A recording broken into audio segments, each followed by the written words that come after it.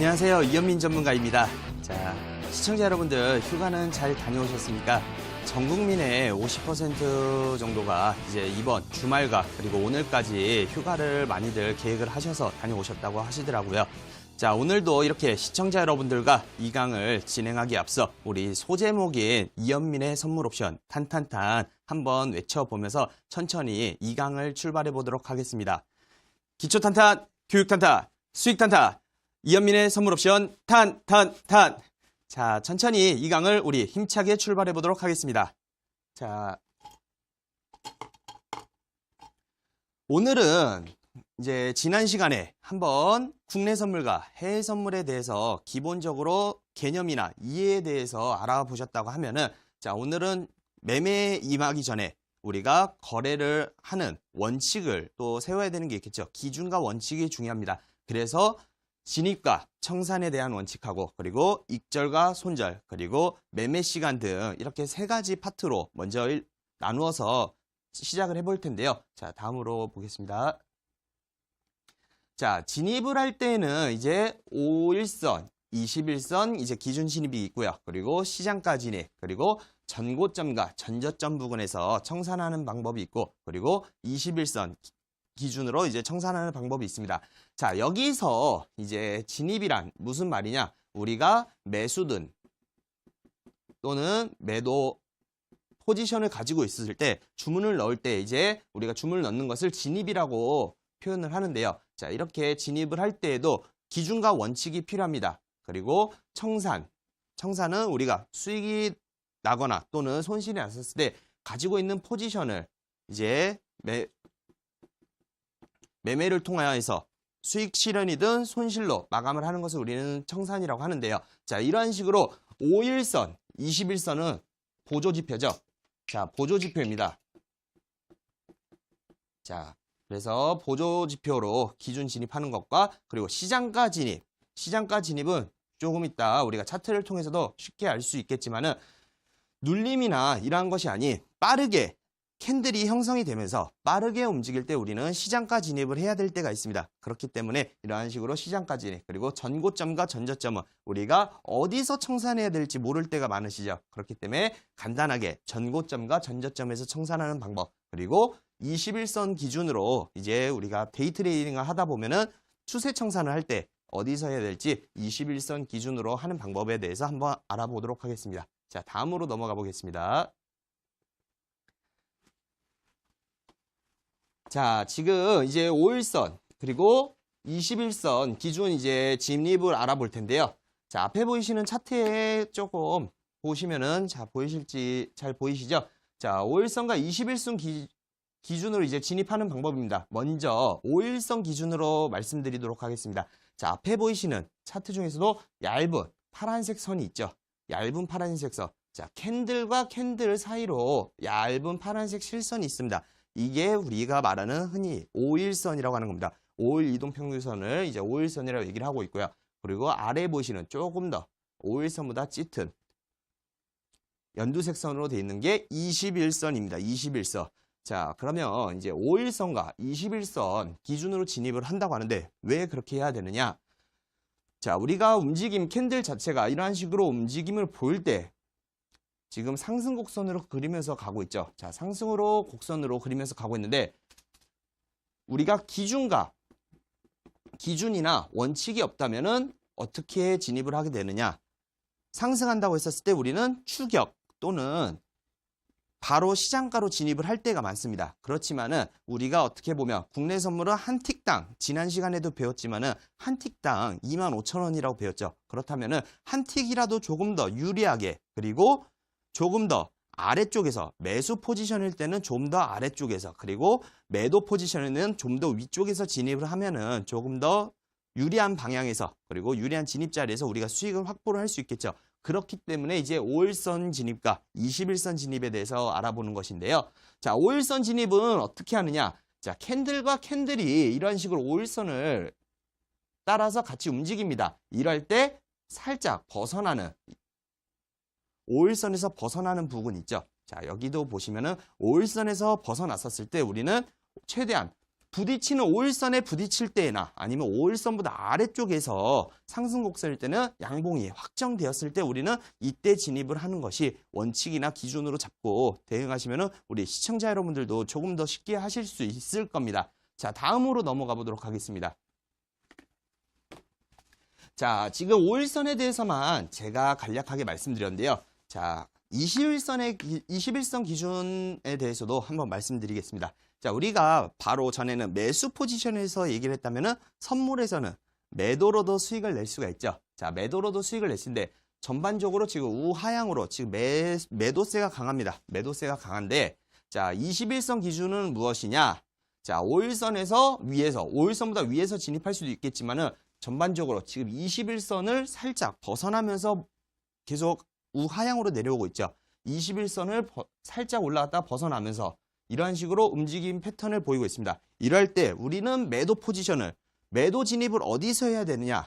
이러한 식으로 21선이 벗어났었을 때, 자, 21선이 벗어났었을 때 우리는 진입을 하는 게 어떻게 보면은 아래쪽에서 매도 포지션이면 조금 더 위쪽에서 진입하는 게 수익이 더 좋겠죠. 이러한 것처럼 아래쪽이 아닌 매도 포지션일 때는 위쪽에서, 그리고 매수 포지션일 때는 반대로 상승 곡선일 때는 좀 더 위쪽이 아닌 아래쪽에서 진입을 하시는 게 조금 더 유리합니다. 그렇기 때문에 항상 우리가 우상향이든 우하향이든 매도세나 매수세가 보였을 때 무리하게 시장가나 또는 추격 매수나 추격 매도를 진입하는 게 아닌 기다리는 겁니다. 5일선이든 21선이든. 그리고 간단하게 한번 보도록 하겠습니다. 지금 21선에서도 지금 5일선하고 21선, 자, 이거 기다리지 못하겠다. 처음에 먼저 숙달이 안 되신다면 기다리시는 게 힘드실 수도 있습니다. 그렇다면 최소한의 어떻게 진입하는 기준을 갖느냐? 자, 캔들과 캔들을 조금 더 확대해서 보면은 캔들과 캔들은 거의 다 이런 식으로 꼬리라고 하죠. 캔들에 보면은 이런 식으로 실선들이 보일 겁니다. 이러한 것이 꼬리인데요. 캔들과 캔들은 넘어가면서 한 틱에서 두 틱이, 국내 선물에서는 약 80%가, 국내 선물에서는 약 80%가 이러한 꼬리로 살짝 눌림을 줍니다. 그렇다면 다음 캔들로 넘어갔을 때는 우리가 조금 더 한 틱이나 두 틱 정도 유리한 진입 자리에서 진입을 할 수가 있겠죠. 그렇기 때문에 한 틱이나 두 틱 정도라도 눌림 진입을 하시는 것이 좀 더 유리하게 진입할 수 있는 방법이기 때문에 항상 진입은 어떻게 한다? 5일선이든 21선이든 또는 캔들 눌림일 때 꼭 눌림 자리에서 진입을 한다는 이러한 기준을 가지고 그리고 원칙을 가지고 대응을 하시면 좋을 것 같습니다. 우리 다음으로 넘어가 보도록 하겠습니다. 자, 방금 제가 5일선과 캔들 눌림일 때 진입하는 것이 좋다고 말씀드렸지만은 자, 상황에 따라서 항상 눌림목을 주든지 또는 눌림을 주는 건 아니겠죠. 그렇다면은 시장가로 진입을 해야 될 때도 있는데 과연 그럴 때는 어떻게 대응을 해야 되는지, 그리고 어떨 때 시장가 진입을 하고 어떨 때 눌림을 진입하는 건지 지금은 이제 시장가 진입에 대해서 우리 한번 알아보면서 비교를 해보도록 하겠습니다. 자, 한번 화면 한번 보도록 하겠습니다. 자, 시장가 진입은 자, 아래쪽 봐보도록 하겠습니다. 아래쪽이 지금 243.00입니다. 여기 21선 부근이 243.00인데요. 자, 위쪽에 보면은 244.00 라인이 이쪽이면은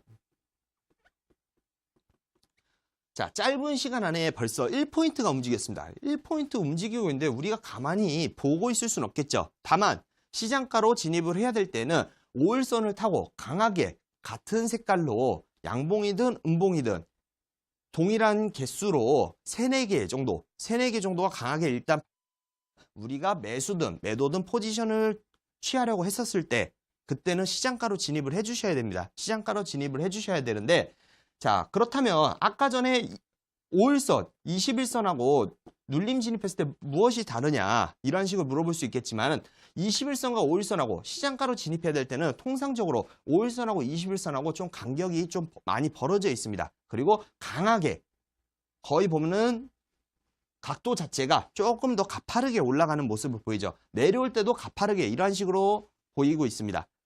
그렇기 때문에 시장가로 진입을 해야 될 때는 같은 봉우를 일단은 3개에서 4개 정도 보인다. 그리고 5일선을 따라서 간다. 이랬을 때는 항상 시장가로 진입을 해야 될 준비를 해야 됩니다. 다만 무리한 추격 매수 또는 추격 매도를 하는 것보다는 시장가로 진입을 못하였다. 그렇다면은 우리는 차라리 다음 진입 자리에서 기다리고 있는 것이 조금 더 어떻게 보면 현명한 판단이고 선택일 수 있겠죠. 그렇기 때문에 방금 시장가 진입하고 그리고 5일선 그리고 21선 우리 진입에 대해서 한번 알아보았습니다.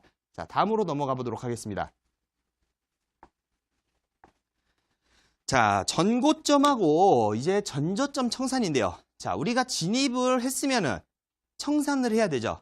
자, 진입을 했으면은 우리가 매수든 매도든 진입을 했으면은 청산을 해야 됩니다. 데이 트레이딩이든 또는 롱 포지션을 가지고 있어서 수익 매매든 또는 오버나잇을 하든 우리가 청산을 해야 되는데 과연 이러한 부분들은 청산을 과연 어디서 하는 게 좋을지 모르셨을 겁니다. 또는 확실한 기준과 원칙이 없으셨다면 지금 저와 같이 이제 진입에 대해서 한번 알아보았으니 청산에 대해서도 한번 알아보는 게 좋겠죠. 자, 청산에 대해서도 지금부터 알아보도록 하겠습니다.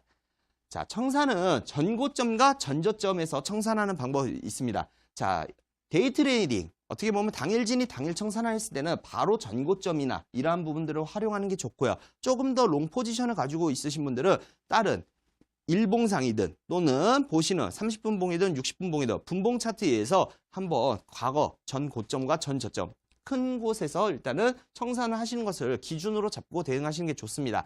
자, 저는 지금 데이 트레이딩 기준으로 당일 진입, 당일 청산으로 안내를 드리고 있기 때문에 우리 지금 한번 진입을 했다면 어떻게 청산해야 될지 보도록 하겠습니다.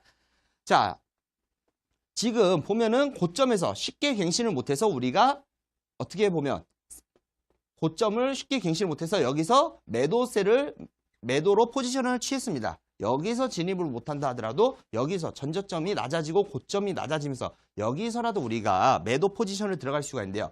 매도 포지션을 우리가 진입을 했으면 청산을 해야 되겠죠. 자, 청산을 어디서 해야 될까요? 자, 청산은 기본적으로 간단하게 어디서 청산하느냐? 오늘 당일 저점인 또는 전 저점 부근이 이쪽 라인에서 이쪽 부근 왔었을 때 우리는 청산하면 됩니다. 그렇다면 이쪽에서 포지션을 진입을 했었으면 이쪽까지 수익을 한번 확보해 볼 수 있겠죠. 자, 반대로 매도로서 이렇게 됐었는데 자, 여기에서 매도로 무리하게 추격 아까 전에 제가 시장가 진입을 하든 또는 눌림 진입을 했어야 되는데 못 하셨으면은 무리하게 추격 매도를 하시는 것보다는 다음 진입자를 기다리겠죠. 자, 다시 한번 오늘 당일 저점을 쉽게 갱신을 못하면서 여기서 매수 포지션으로 예를 들어 지금 우리가 진입을 했습니다. 그렇다면은 매수 포지션 진입을 했는데 가파르게 상승세를 보입니다. 그럴 때 우린 또 어디서 청산해야 되느냐? 최소한 전 고점 부근까지는 우리는 한번 가져가 볼 수 있다는 이러한 예상을 할 수 있습니다. 자, 앞날에 대해서 우리가 거래함에 있어서 앞날에 대해서 우리 시청자 여러분들도 그리고 저 역시나 앞날에 대해서는 정확하게 어디까지 포지션을 가지고 가야 될지에 대해서는 확신을 드릴 수는 없습니다. 하지만은 우리가 조금 더 높은 확률이라면은 자, 거래에 있어서 확률은 중요하죠. 그렇기 때문에 조금 더 높은 확률이라면 그러한 식으로 가져가는 게 맞겠죠. 자, 그렇기 때문에 제가 말씀드린 것은 전 고점과 전 저점 부근으로 가져갈 때에는 충분히 확률이 높기 때문에 이러한 말씀을 드리는 겁니다. 자, 다음으로 넘어가 보도록 하겠습니다. 자, 그렇다면 전고점, 전저점 말고 조금 더 추세 대응을 하고 싶은데 추세 대응을 할 때에는 어떻게 청산하는 게 좋은지에 대해서 잘 모르시는 부분들도 있으실 겁니다. 자, 추세선을 그리거나 또는 매매를 함에 있어서 여러 가지 보조 지표들을 활용하면서 이제 대응을 하실 텐데 제가 조금 더 쉽게 우리는 어떻게 보면 거래도 쉽게 수익도 쉽게 이렇게 진행하는 게 맞겠죠. 그렇기 때문에 지금 21선 기준으로 청산하는 방법에 대해서 알려드리도록 하겠습니다. 자, 거의 다 보시면 이제 거래를 하신 분들은 추세선이라는 걸 그릴 겁니다. 첫 번째 눌림에 의해서 추세선을 그리거나 이럴 텐데 자, 이러한 추세선이 거의 다 보면 21선하고 같은 움직임을 그리고 있습니다. 자, 그런데 HTS 상에서 우리가 거래를 할 때 앞에서 수익이 나든 손실이 나든 움직임을 거래를 하면서 수익이든 손실이든 이게 눈앞에 보인다면은 쉽게 우리가 어떻게 청산을 해야 될지 그리고 추세선을 그리기가 상당히 쉽지가 않죠. 이럴 때는 기본적으로 우리가 21선을 보면서 만약에 매도 포지션을 들고 있다. 매도 포지션을 가지고 있다 하면은 매도 포지션으로부터 양봉 2개라든지 또는 전고점, 작은 전고점, 21선 부근에서 작은 전고점 부근들을 돌파를 할 때, 이럴 때 청산을 하시는 것을 저는 21선 기준 청산이라고 말씀을 드리고 있습니다. 또한 추세선을 안 그린다 하더라도 편안하게 대응을 하실 수가 있겠죠. 자, 앞쪽을 보시면은 지금 매도 포지션으로 얘기를 했다면은 여기 앞에서의 화면은 우리가 아래쪽부터 올라온다고 가정을 하겠습니다. 아래쪽부터 올라올 때 21선을 기준으로 올라오면서 자, 우리가 계속 추세 대응을 하고 있습니다. 추세 대응을 하고 있는데 자, 이게 어디까지 올라갈지 지금은 지나온 차트이기 때문에 다 보인다고 하지만은 현재 여기까지 기준을 했었을 때 여기서 올라갈지 떨어질지에 대해서는 우리는 아무도 모르죠. 그렇다면은 어떻게 조금 더 가지고 가느냐? 21선 벗어나면은 안전하게 일단은 청산하시면 됩니다. 이게 바로 추세를 가져갈 때 추세선을 안 그리더라도 21선 기준으로 청산할 수 있는 방법입니다. 자, 다음으로 넘어가 보도록 하겠습니다. 자, 지금 보면은 단기약이든 복수기약이든 이제 진입하는 방법하고 우리가 청산하는 방법에 대해서는 기본적으로 배웠는데요. 자, 오늘 우리 시청자 여러분들 중에서는 선물 옵션에 대해서 또는 처음 접해보시는 분들도 많으실 거라고 생각이 듭니다. 자, 처음 접하실 때에는 단기약이든 단기약이면은 한 계약으로 운영이 되는 단일 계약이죠. 또는 복수계약이면은 2계약 이상을 우리가 복수계약이라고 말씀을 드리는데요. 자, 이러한 식으로 처음 거래를 할 때 전고점 청산 또는 추세 대응하기가 쉽지 않을 겁니다. 처음에는 어떻게 대응하고 조금 더 손쉽게 수익을 낼 수 있느냐. 자, 이러한 부분들은 어떻게 보면은 우리가 그리고 시청자 여러분들과 제가 기준과 원칙을 같이 정하면서 기계적인 매매를 하시면서 누적 수익이 쌓이고 누적 수익이 쌓이다 보면은 조금 더 확신을 갖고 이제 조금 더 좋은 수익을 위해서 추세라는 것도 가져가 볼 수 있겠죠. 처음에는 기계적인 매매가 제일 중요합니다. 그렇기 때문에 이러한 기계적인 매매 습관이 되고 나서야 우리는 추세 대응을 할 수 있기 때문에 기계적으로 할 수 있는 이러한 기본적인 공식 같은 것을 한번 보도록 하겠습니다. 자, 익절과 손절입니다. 익절과 손절. 자, 국내 선물에서는 단기약 기준으로 익절은 예를 들어 8틱. 자, 이 예를 들어는 제가 시청자 여러분들과 함께 할 수 있는 기본적으로 공식처럼 할 수 있는 부분들을 예를 들어서 표현한 겁니다. 뭐 6틱이든 7틱이든 한 틱 정도는 조정하셔도 되겠지만은 자, 단기약에서는 우리는 익절에서 8틱 그리고 손절에서는 8틱을 잡습니다. 자, 그러면 단기약이면 국내 선물이면은 한 틱당 25,000이면 약 20만 원의 수익이죠. 자, 20만 원의 수익이고 손절이면은 15만 원의 손실입니다. 자, 20만 원의 수익과 손실 6틱인데 항상 손절보다는 익절을 높게 잡으셔야 됩니다. 왜 그러냐? 자, 우리가 손익비로 했었을 때 50%의 확률이라 하더라도 익절이 많아야지 누적으로 우리는 수익을 가져갈 수 있죠. 그렇기 때문에 항상 손절보다는 익절을 좀 더 길게 잡아주시는 게 좋고요. 그리고 손절은 국내 선물도 4틱 이하보다는 4틱 이상부터 잡아주시는 게 좋습니다. 왜 그러느냐? 캔들당 눌림이 4틱 정도 오기 때문에 진입과 동시에 살짝 눌림이 온다면은 바로 조금 손절을 볼 수 있는 부분들이 있기 때문에 4틱 이상으로 하셔서 4틱에서 6틱 사이 그리고 익절은 6틱에서 8틱 뭐 조금 더 가져가셔도 됩니다. 그렇지만 단기약일 때는 안정적으로 이렇게 6틱에서 8틱, 손절은 4틱에서 6틱을 정해주시고 하시는 게 좋고요. 자, 복수계약자이신 분들은 한 계약은 단계약과 동일하게 대응을 해주시면 됩니다. 그렇다면 나머지 한 계약을 제외한 2계약이면 나머지 한 계약일 거고 3계약이면 나머지 2계약은 어떻게 대응하시는 게 좋냐? 그 계약은 손절가 본절. 자, 손절가 본절이라는 용어는 자, 우리가 손절이라는 것은 익절을 잡아놨으면 익절은 이익으로 끊는 것을 우리는 익절이라고 하죠. 손절은 손해로 끊는 것을 손절이라고 합니다. 손절가 본절은 무엇이냐? 우리가 진입했던 자리로 손절을 잡아놨던 것을 본전으로 끌어올리는 것입니다. 그렇다면 수익이 나고 있던 상황에서 아래로 다시 내려온다 하더라도 우리는 본전에 나올 수가 있죠. 그렇기 때문에 나머지 계약들은 손절가 본절을 닫고 추세 대응을 하면 됩니다. 자, 이 추세 대응을 할 때 그렇다면 추세는 어디서 청산하느냐? 이러한 식으로 우리 시청자 여러분들이 저한테 질문을 주실 수도 있는데 방금 제가 안내 드렸던 우리 21선 기준으로 청산하는 방법과 또는 전고점 또는 전저점에 의해서 청산하는 자리에서 안전하게 청산을 하시는 게 어떻게 보면 기계적으로 복수계약자이신 분들도 그리고 단계약이신 분들도 충분히 하실 수가 있습니다. 자, 그렇다면 우리가 국내 선물 말고 이제 해외 선물도 같이 할 수가 있죠. 해외 선물도 한번 보도록 하겠습니다.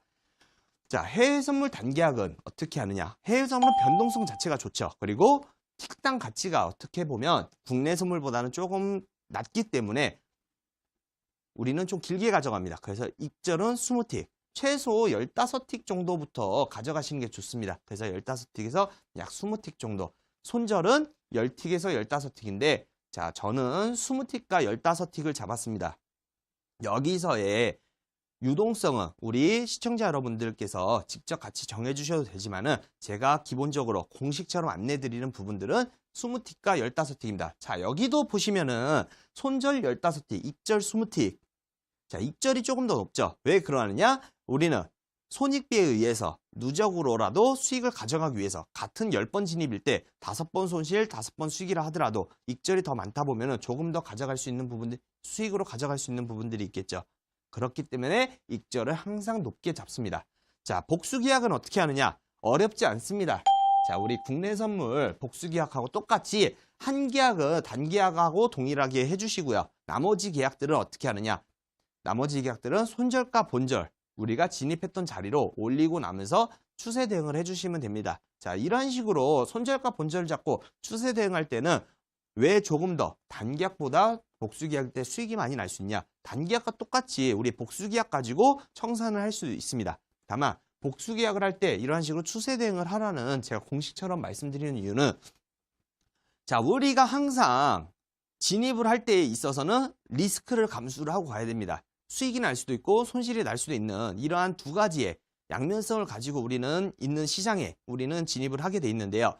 자, 손절가 본절을 잡고 추세 대응을 할 때, 자, 단계약으로만 수익을 확보를 하시고 나머지 계약으로 수익을 추가적으로 확보를 할 때는 어떻게 보면은 손절가 본절로 마무리되었을 때는 약수익으로밖에 어떻게 보면 수익이 조금 덜 날 수도 있습니다. 하지만은 추세 대응을 하실 때에는 누구보다도 조금 더 마음 편안하게 추세를 가져갈 수 있기 때문에 단계약보다는 어떻게 보면 리스크가 조금 더 줄어드는 부분이 있죠. 단계약은 다시 진입을 해야 되지만은 우리는 수익을 확보를 해놓은 상태에서 손절가 본절을 잡았으면 뒤로 밀린다 하더라도 손실을 보는 게 아니 약수익이라도 확보한 상태에서 큰 수익을 가져가는 거기 때문에요. 어떻게 보면은 복수계약자이신 분들은 한 계약만 수익 청산하시고 나머지 계약들은 추세 대응하시는 것이 조금 더 유리하다고 볼 수 있습니다. 자, 다음으로 넘어가 보도록 하겠습니다.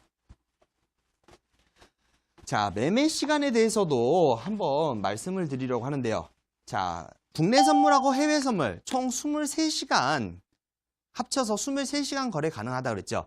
자, 23시간 거래 가능할 때 어떻게 보면 처음 하시는 분들께서는 변동성 자체가 좋다 보니까는 좀 잦은 매매로 밤을 새우시는 분들도 많이 봤었습니다. 그렇지만은 굳이 우리가 오늘 당일만 거래하는 것이 아닌 내일도 짧게는 일주일, 1년, 10년을 또는 그 후로도 보고 거래를 하는 거기 때문에요. 무리하게 하루에 할 이유가 없습니다. 또한 많은 진입을 해서 수익이 난다면은 많은 진입, 밤을 새워서라도 해야 되겠죠. 다만 건강이 안 좋다면은 우리가 과연 투자를 할 수 있을까요? 그렇기 때문에 매매 시간도 정해놓으면서 원칙과 기준처럼 정해놓는 게 좋습니다. 자, 어떠한 식으로 대응을 하느냐? 자, 국내 선물 같은 경우는 국내 선물은 통상적으로 오전 9시에 개장이 돼서 자, 오늘부터는 이제 30분 연장이 돼서 15시 30분까지 움직이지만은 국내 선물의 매매 시간 좀 특징을 알려드리자면 국내 선물은 9시부터 10시 30분까지 9시부터 10시 30분까지가 변동성 자체가 좋습니다. 그렇기 때문에 짧은 시간 안에 9시부터 10시 30분에 조금 대응하시는 분들께서는 가능하신 분들께서는 국내 선물에서 여기서 한번 수익 확보하시는 게 좋고요. 다만 국내 선물에서는 9시부터 10시 30분까지 한 자리에서 두 자리 정도밖에 안 나옵니다. 자, 더 많은 자리도 나오겠지만은 제가 우리 회원님들하고 시청자 여러분들하고 같이 한번 진입 볼 수 있는 자리에서는 한 자리에서 두 자리 정도밖에 안 나옵니다. 그렇기 때문에 9시에서 10시 30분에 빠르게 대응하시고 그 후에는 거의 횡보수 장세를 보이든 또는 정오 이후에 한번 추세 대응을 보일 때가 있습니다. 다만 국내 선물의 특징은 조금 이따가도 알아볼 테지만은 평균적으로 박스권 안에 갇히면서 가두리에 갇힌 것처럼 위아래로 정해진 진폭 자체가 있습니다. 그 진폭 내에서만 움직이기 때문에 그 부분들 한번 신경 써주시면서 대응하시면 좋을 것 같고요. 자, 해외 선물 아시아장 특징은 자, 우리가 해외 선물 아시아장도 할 수 있지만은 왜 국내 선물을 한다고 말씀을 드렸겠습니까? 자, 해외 선물 아시아장은 움직임 자체가 적습니다. 다만 골드라든지 또는 유로, 오일은 한번 지표 발표 전이라든지 또는 민감하게 반응하는 이러한 부분들이 있기 때문에 아시아장에서도 잠깐 30틱에서 한 50틱 정도까지 변동성을 보일 때도 있습니다. 다만 국내 선물이 장이 안 움직인다면 해외 선물도 아시아장을 조금 대응하시는 게 좋겠지만은 해외 선물 아시아장 자체는 잘못 진입했다가는 우리가 많이 조금 매매 시간이 길어지는 부분들이 있기 때문에 이러한 부분들을 좀 참고하시면서 크게 움직여야 30틱에서 50틱 정도 움직인다고 보시면 됩니다. 그렇기 때문에 이러한 부분들 참고하시면 좋을 것 같고요. 자, 해외 선물 유럽장의 특징은요. 자, 유럽장은 오후 4시부터 열리죠. 4시부터 열리지만 평균적으로 한 5시 30분부터 또는 6시경부터 해서 7시까지 추세가 한 번씩 나옵니다. 또는 박스권에서 움직이면서 5일선을 타고 이런 식으로 박스권에 움직이면서 움직임을 보입니다. 그래서 평균적으로 80틱 이내의 움직임을 많이 보이고요. 또 추세를 보일 때는 3, 40틱으로 횡보세를 보이다가 한번 방향을 잡고 약 100틱 정도까지 움직임을 보일 때가 있습니다. 해외 선물 유럽장일 때는요. 자, 이러한 부분들. 그리고 마지막으로 해외 선물 미국장의 특징은요. 자, 미국장이 10시 30분에 개장이 되죠. 자, 10시 30분에 개장이 되면요. 추세가 많이 나옵니다. 추세가. 자, 추세가 나온다는 말은 무슨 말이냐? 강하게 5일선을 타든 또는 21선을 타고 다니면서 큰 한 방향으로 크게 힘을 미는 경향이죠. 이럴 때는 우리가 쉽게 아까 전에 말씀드렸던 것처럼 5일선 진입이라든지 또는 21선 진입에 의해서 쉽게 진입을 할 수가 있습니다. 그렇기 때문에 해외 선물을 조금 더 선호하시는 분들이라면 해외 선물, 미국장을 조금 더 해보시는 게 좋고요. 다만 미국장 같은 경우는 힘이 좋기 때문에 사업하시는 분들이나 또는 남성분들 또는 젊으신 분들이 많이 좋아하는 편이고요.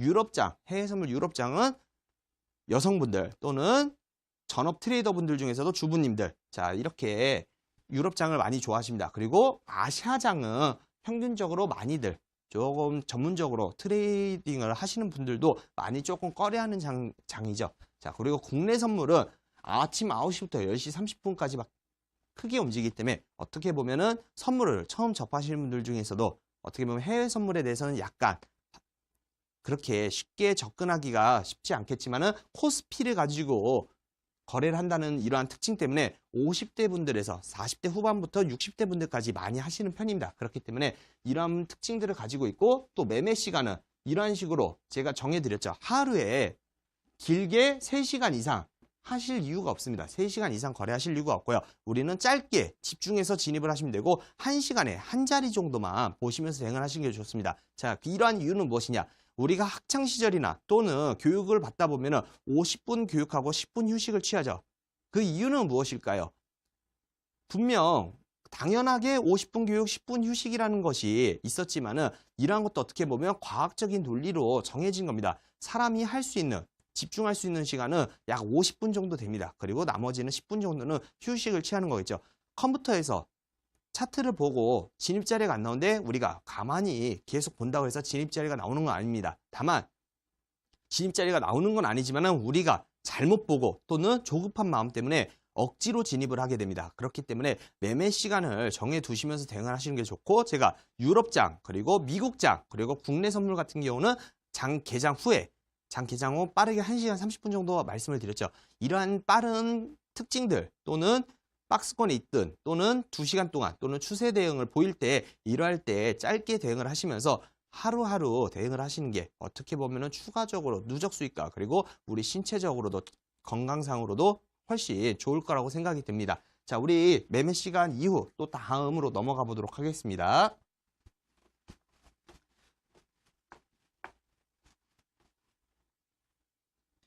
자, 지금 각 종목의 특징에 대해서 우리 국내 선물하고 해외 선물 매매 시간을 안내를 드리면서 제가 한번 각 종목의 특징에 대해서 말씀드리기로 했는데요.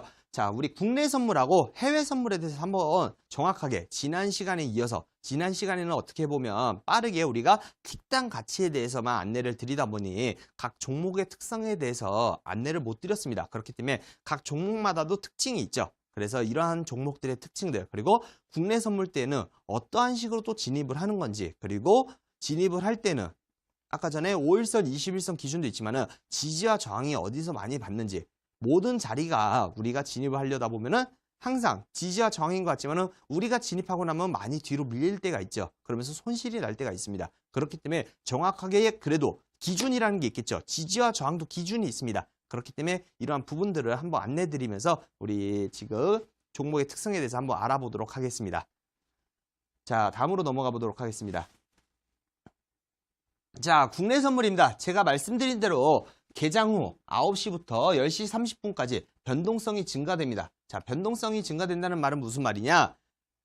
해외 선물은 약 23시간 거래가 운영이 되면서 종가하고 시가 차이가 별로 크지 않지만은 우리는 오늘부터 이제 오후 3시 30분에 장이 마감하고 나서 야간장도 있겠지만은 장이 마감하고 나서 어떻게 보면 그 다음날 정규장이 열릴 때까지 조금 시간적으로 많은 시간이 흐르고 그 다음날 진행이 되는 거죠. 그렇기 때문에 이 많은 시간 동안 미국장도 열리고 유럽장도 열리면서 많은 요소들이 경제적인 요소들 뿐만 아니라 지표들이 반영이 되면서 그날 당일날 개장하면서 갭 차이를 보냅니다. 그래서 우리가 갭 상승이든 또는 갭 하락이든 또는 보합장이라고 하는데요. 자, 0.5포인트 정도 기준으로 0.5포인트 국내 선물은 0.5포인트 기준으로 우리는 갭 상승장이라고 표현을 하고 있고요. 그리고 0.5포인트 이하일 때는 우리는 갭 하락이라고 표현을 합니다. 그리고 0.5포인트 이내일 때는 우리는 보합장이라고 그렇게 기준을 잡도록 하겠습니다. 그래서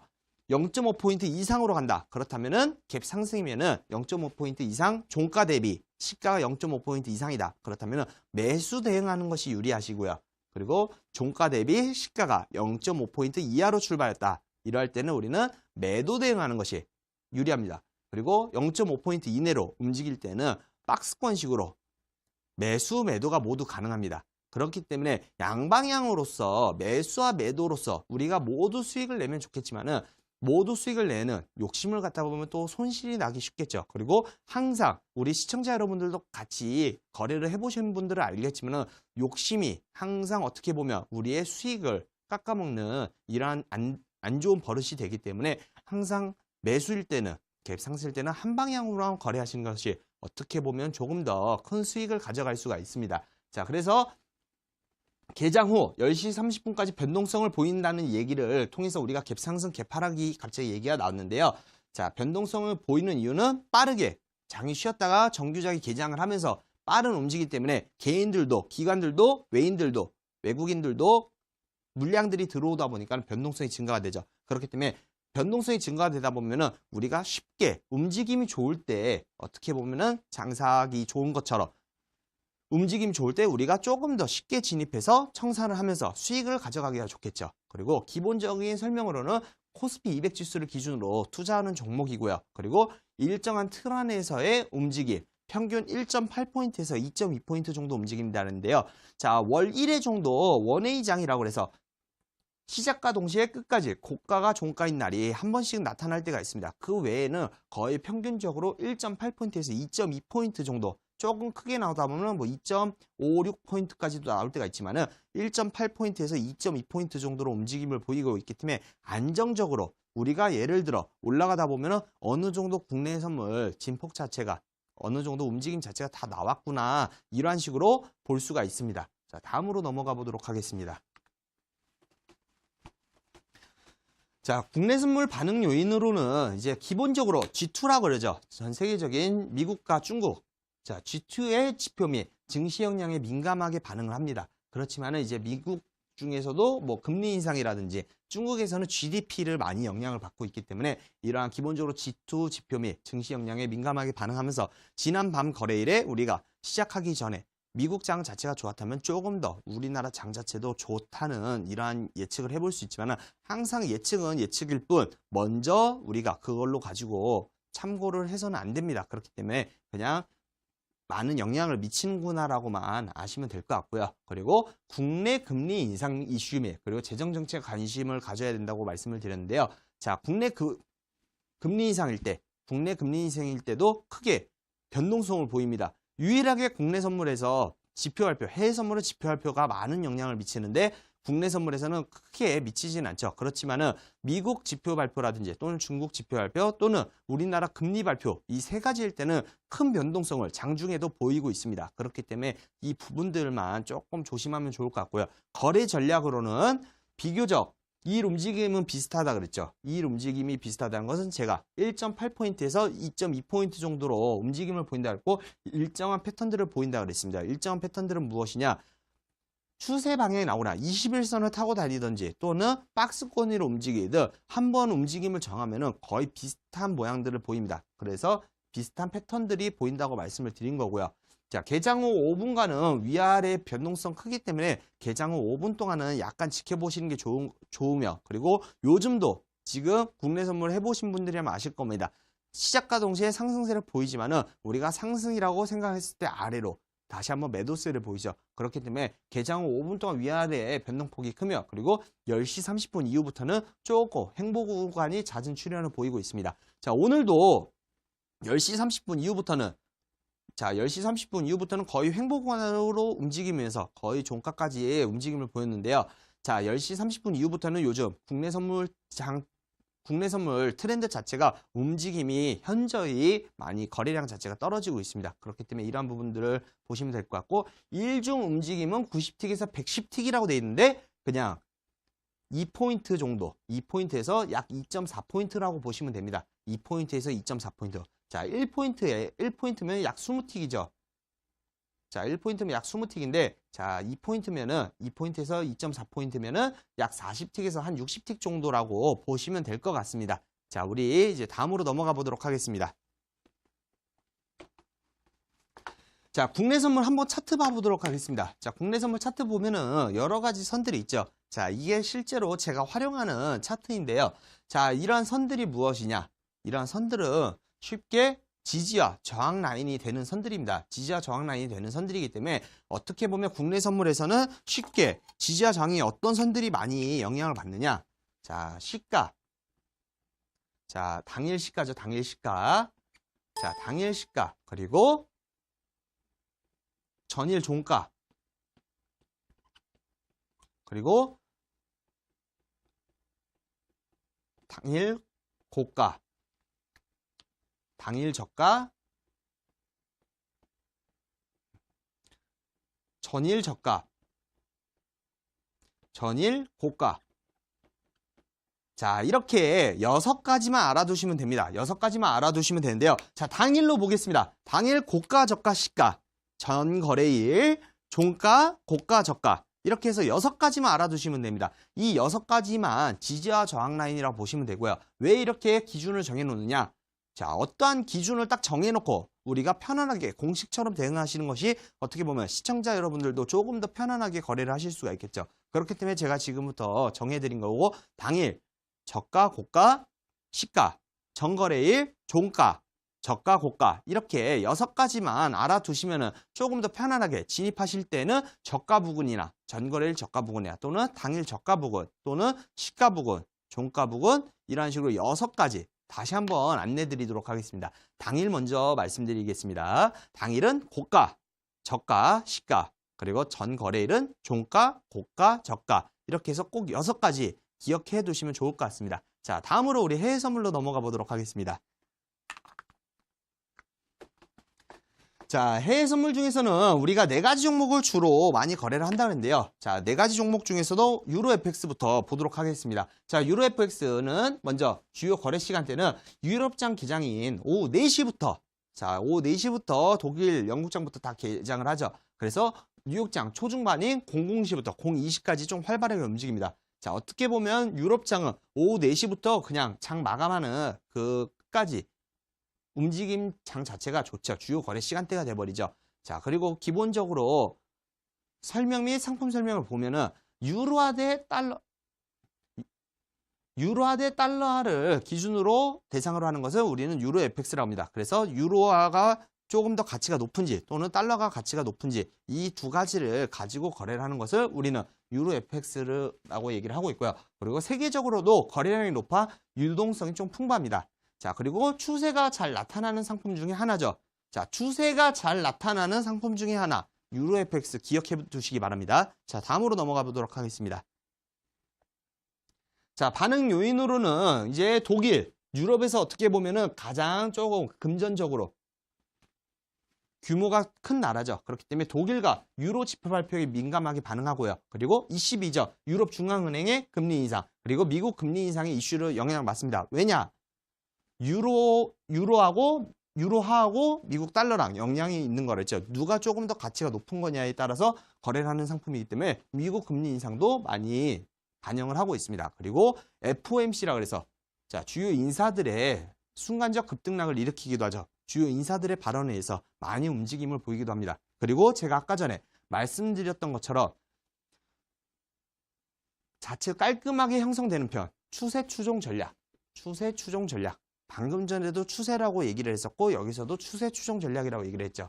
그리고 아래 보통 횡보에는 순간적 움직임이 20, 30틱 정도이고 그리고 일지용 움직임은 180틱에서 한 220틱 정도 움직인다 그랬습니다. 자, 이 모습을 우리는 차트로 한번 보도록 하겠습니다. 자, 차트로 보시면은 자, 지금 21선 기준으로 자, 기본적으로 보셨을 때 21선 타고 거의 다 움직임을 보이죠. 이러한 식으로 추세를 보입니다. 추세를. 자, 유로 FX는 21선 타고 추세를 보였을 때 눌림 자리에서만 진입을 하시면 됩니다. 어떻게 보면 그게 가장 편안하게 21선 매매 기법이라고 얘기를 하는데요. 유로 FX는 이런 식으로 21선 기준으로 거래를 하시는 게 조금 더 좋고요. 횡보장일 때는 무리하게 박스장 대응으로 어떻게 보면 매수 매도를 모두 대응할 수도 있지만요. 유로 FX는 박스장이거나 또는 횡보를 보일 때는 무리하게 대응하지 않는 것이 왜냐? 우리는 4가지 종목을 거래하고 있죠. 유로 FX, 골드, S&P 500, 크루드 오일 4가지 종목을 거래하고 있기 때문에 무리하게 거래는 하시지 마시고 21선으로 이렇게 추세가 보였을 때 추세 추종 전략이 잘 맞는다 그랬죠. 그렇기 때문에 추세가 나왔을 때만 대응을 해주시는 게 조금 더 좋습니다. 자, 다음으로 넘어가 보도록 하겠습니다. 자, 크루드 오일입니다. 자, 크루드 오일이고요. 뉴욕 개장 전인 9시부터 새벽 4시까지 거래량이 급증하는데요. 자, 아시아장이나 유럽장에서는 특별한 이슈가 없을 때는 약 30틱에서 40틱, 요즘 보시면은 약 30틱에서 40틱 정도 움직임을 보이고 있습니다. 그리고 뉴욕장에서 좀 추세가 많이 형성이 되는 건데, 자, 뉴욕장 이런데 그냥 미국장 자체가 열리면은 조금 추세가 잘 형성된다고 보시면 되고요. 재고 지표 발표 있죠. 유일하게 지표 발표, 영향 제일 크게 받는 게 있는데 주간 원유 재고 발표입니다. 자, 주간 원유 재고 발표. 매주 수요일 날 우리나라 시간 기준으로 저녁 11시 30분에 있죠. 자, 매주 수요일입니다. 자, 11시 30분에 지표 발표에는 평균적으로 40틱에서 60틱, 조금 크게 움직일 때는 100틱이 움직입니다. 그렇기 때문에 이러한 지표 발표 전에는 최소 10분 전이든 또는 10분 후에 거래량 안정화될 때까지는 좀 무리하게 대응 안 하시는 게 유리합니다. 그리고 기본적으로 설명으로는 자, 국제 원유 시가에서 기준 유종으로 원유 가격을 이제 대표적인 상품이고요. 그리고 매우 변동성이 큰 상품이기 때문에 우리가 조금 더 수익을 쉽게 낼 수가 있습니다. 그리고 일변동 평균이 2% 정도 나오고 그리고 중동의 지정학적 특징들 자, 어떻게 보면 요번에 이라크라든지 또는 이란 사태들 또는 사우디 최근에 사우디와 이란 사태들 봤었을 때 유일하게 크루드 오일 가격은 다른 지표 발표가 없다 하더라도 많이 크게 움직였죠. 그렇기 때문에 또는 오펙 장관회의들 자, 그렇기 때문에 이러한 부분들 조금 이슈가 되기 때문에 이런 부분들만 참고하시면 좋고 우리 바로 또 다음으로 보도록 하겠습니다. 자, 반응 요인으로는 방금 제가 말씀드렸던 것처럼 수요와 공급에 따라서 움직임을 보이고 있고요. 그리고 원유 공급 측면 이슈들이 가격에 큰 영향을 미치고요. 그리고 방금 얘기했던 중동 국가의 지정학적 이슈 그리고 세계 경기에 좀 큰 흐름을 보이고 있습니다. 그리고 거래 전략으로는 횡보 움직임이 나올 때는 기본적으로 3, 40틱 정도가 나오지만은 1중 100에서 한 200틱 정도가 나옵니다. 100틱 정도 움직임을 보이고 약간 눌림 40틱 정도 보인 다음 그 눌림 진입 자리로부터 한 100틱 정도 그렇기 때문에 일평균 100에서 한 200틱 정도로 저점과 고점이 이 정도로 보인다는 점 참고하시면 좋을 것 같습니다. 다음 차트로 보도록 하겠습니다. 자, 다음 차트 보더라도 이러한 식으로 조금 위아래로 크게 흔들죠. 요즘 5일의 특징입니다. 위아래로 맨 처음에 아시아장 때는 큰 움직임을 안 보이고 있다가 미국장, 자 10시 30분 넘기면서 바로 추세가 보이고 있죠. 추세가 보이고 다시 한번 눌림을 주고 다시 한번 추세를 보입니다. 이러한 식으로 움직임 보이는 게 크루드 오일입니다. 자, 우리 다음 종목으로 넘어가 보도록 하겠습니다.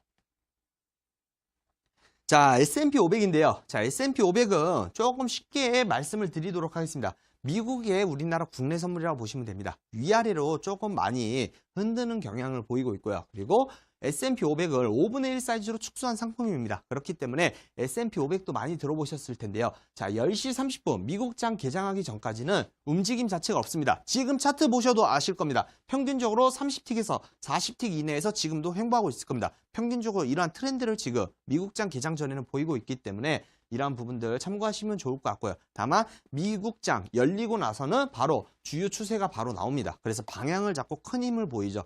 이게 바로 S&P 500의 특징이지만은 조금 장중 추세 전환이 자주 일어나기 때문에 추세 전환이 자주 일어난다는 게 무슨 말이냐? 강한 상승세를 보이다가 강한 하락세를 보일 때 있습니다. 그렇기 때문에 이러한 식으로 일정한 위아래로 움직임을 보이고 있기 때문에 국내 선물처럼 공식처럼 대응하는 법도 있겠죠. 다만 위아래로 좀 상승 곡선을 그리다 보면은 심리적으로 개인 투자자들은 매수로 따라가게 되겠는데 바로 매도세를 보입니다. 그렇기 때문에 이러한 부분들만 조심하면 좋을 것 같고 다음으로 또 넘어가 보도록 하겠습니다.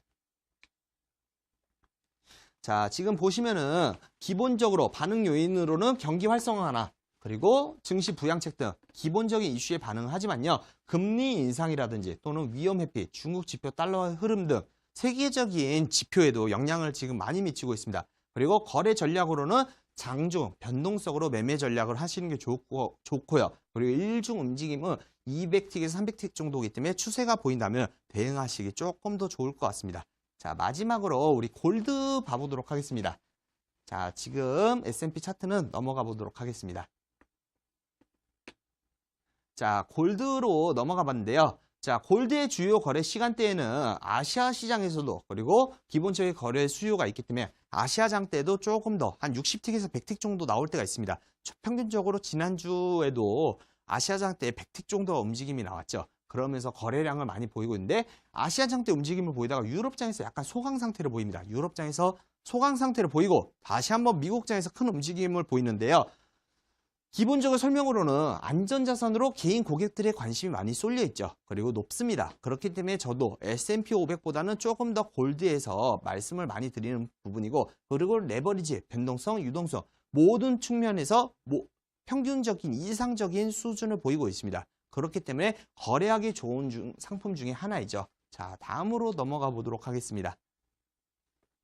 자, 반응 요인으로는 상품 선물이기 때문에 수요와 공급, 아까 전에 얘기했던 오일과 같이 수요와 공급 원리에 따라서 움직이지만은 이제 공급보다는 수요에 조금 영향을 많이 미치고 있습니다. 그리고 중국, 인도 등의 실물 수요에 대해서 영향을 받고 안전자산 수요가 있기 때문에 미국 재정정책, 자, 뭐 증시 금리 인상한다든지 또는 금리 인하한다든지 또는 브렉시트 같은 또는 세계적인 경제 영향들에 많은 영향을 미칩니다. 그렇기 때문에 요번에 6월 24일 브렉시트에도 약 1100틱 정도가 움직임을 보였죠.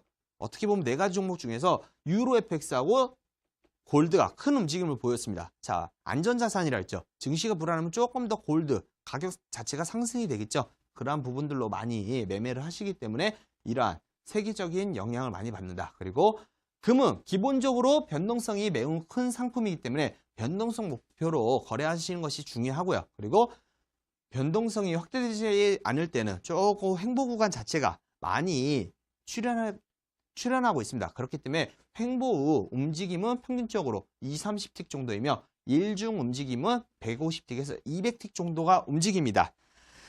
자, 이렇게 우리 오늘 해외 선물 4가지 종목하고 그리고 국내 선물 그리고 기본적으로 거래에 임하기 전에 어떻게 보면은 원칙과 기준에 대해서 한번 정해보는 이렇게 저랑 시간을 가져보았는데요. 자, 오늘 또 짧은 시간이지만은 우리 시청자 여러분들과 좋은 한번 수익을 내기 위해서 좋은 시간이었다고 보고 있습니다. 우리 다음 시간대에도 좋은 교육 자료로 준비할 테니 다음에 뵙도록 하겠습니다. 다들 고생 많으셨고 우리 다음 주 이 시간에 다시 뵙도록 하겠습니다. 다들 고생 많으셨습니다.